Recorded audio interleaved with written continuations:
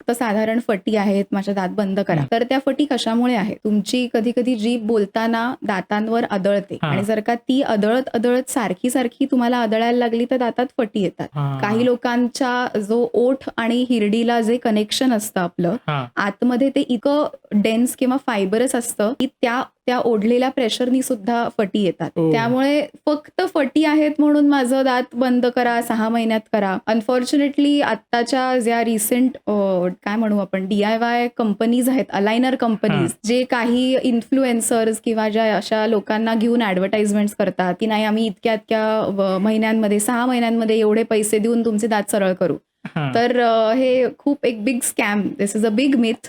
आणि असं बिलकुल होत नाही. तुम्ही जेवढ्या लवकर दात सरळ कराल तेवढ्याच लवकर ते रिलॅप्स होणार. सो ही एक गोष्ट लक्षात घेण्यासारखी असते की फक्त ती ट्रीटमेंट करून आपलं नीट नाही होणार, तर ते टिकवायचं पण आहे. म्हणजे आपण जेवढे तास एवढे वर्ष त्याच्यात घालू, ते काढल्यानंतर पण परत तेच करायला लागलं तर मग हा पेशंटलाही संताप, डॉक्टरलाही संताप.